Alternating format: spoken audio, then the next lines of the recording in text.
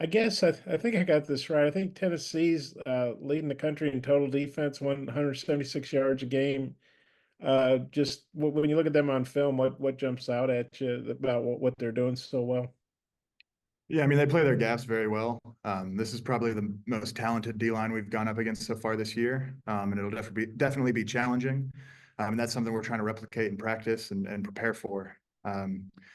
This linebacker core, I'll let TeSlaa handle the secondary, but the linebackers definitely fill their gaps hard, and we just have to have great communication, get on our spots, and then block the play as it's designed and execute.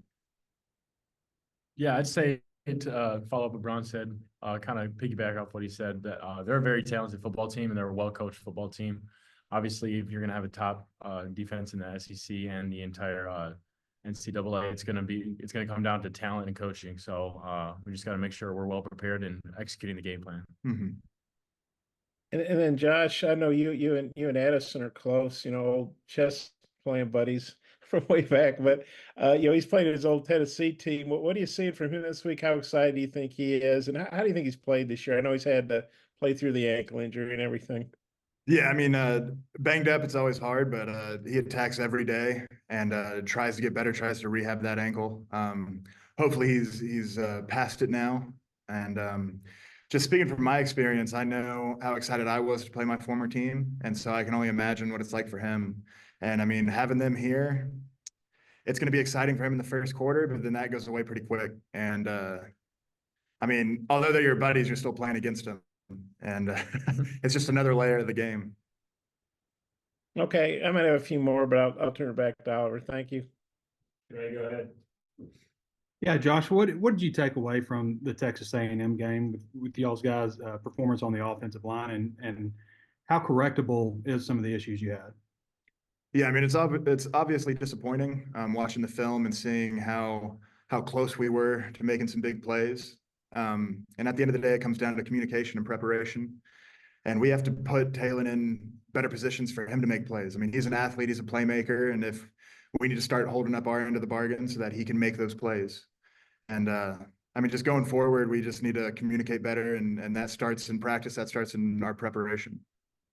Isaac, with the way that you played last weekend, do you think that you've maybe instilled some confidence in Talon, is in terms of not only being a playmaker but also a safety valve at times?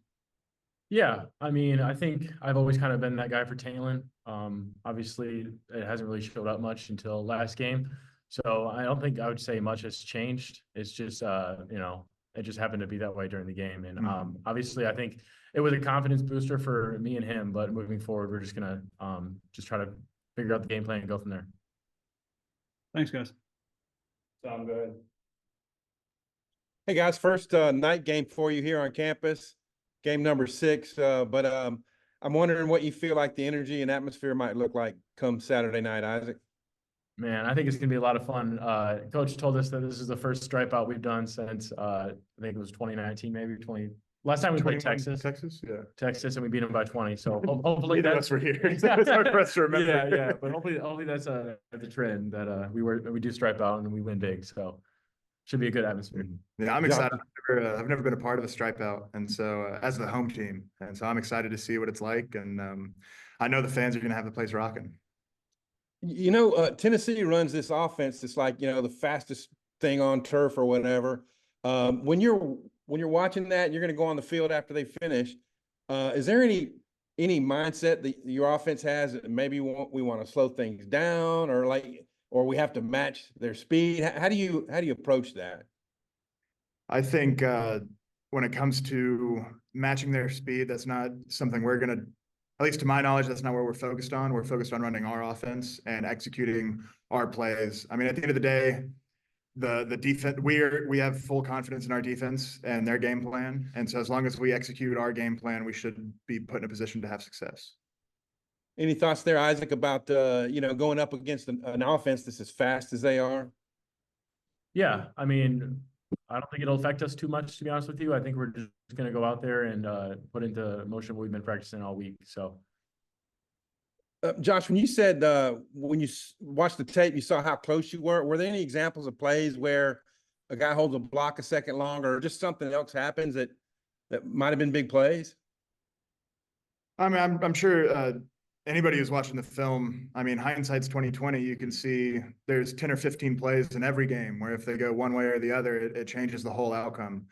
And I mean, it's something that's disappointing, but it's something you have to live with and move forward and make sure that in the next game during those 10 or 15 plays, which you don't know which they are. So you have to approach every play as if it's one of those plays, and you have to execute and do your job. Isaac, what have you seen from Taylor in practice this week, coming off a game where he was on the run so much? Yeah, I think he's just relying on what he's been trained to do, and that's just run this offense. And I think he's been doing a great job since he came in doing that, just being a leader and a great player. Obviously, regardless of how things go in the game, he's still going to be a great leader and a great player, and we've all seen that on tape. So I think he's just going to rely on his athleticism and his ability to make plays. Yeah, Josh, thoughts? Yeah, I mean, Taylor is an incredible athlete, and we as an offensive line have to put him in the best position possible for him to showcase his skills and to be able to make plays. I mean, we have great playmakers all across the offense, and JJ, Armstrong, Taylor, TeSlaa, Satania. I mean, we're talented across the board, and we have to hold up our end of the bargain. As I said before, we have to execute our game plan. We have to communicate and prepare better than we did last week, because obviously we didn't get it done. Is there something encouraging in knowing that he was under so much pressure, but you guys had the lead 3 different times and you were right there in that game and you outgained them? I would say less so encouraging, more so disappointing.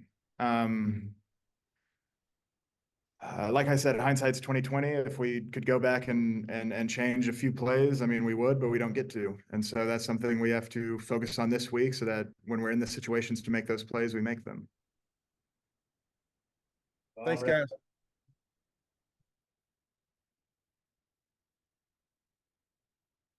Bob. Okay, so I wasn't sure if you called on me or not, but nobody else was. Hey, Josh, I saw a picture of this. I saw some video of this right after the game. You guys were still on the field, and you were, I guess, having a moment with Taylor.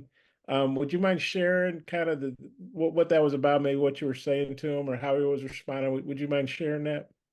Yeah, so me, Taylor, and Addison, and I try to pray before every game and then after every game.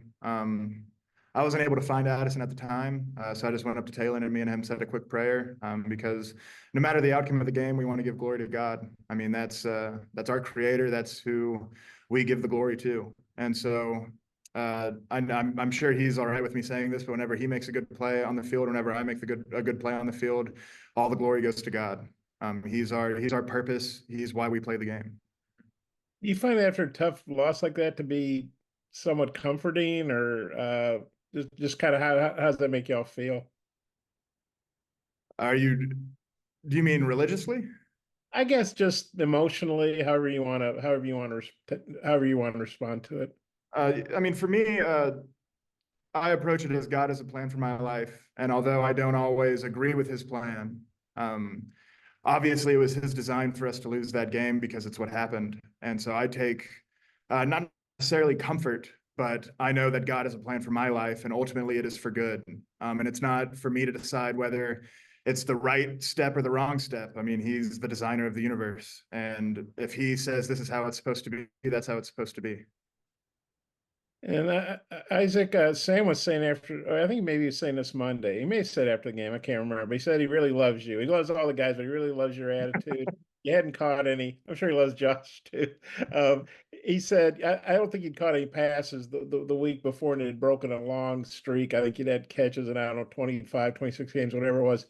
And then you come back and have a big game. He said he just really loves your attitude.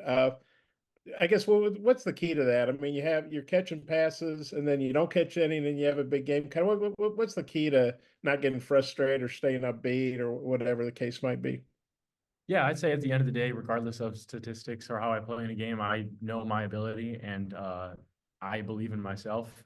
Obviously, I have a big game or I have no catches, regardless of how the outcome is. I don't let the outcome determine how I feel about myself. I feel about myself because I know that I put the work in throughout basically my entire life to get to this point. So I just rely on that. And for both you guys, I mean, you all play a bunch of ranked teams. You've already played two. You're going to play 4 or 5, however many more. But right now, Tennessee's number 4, and they're the highest ranked team on your schedule as of right now.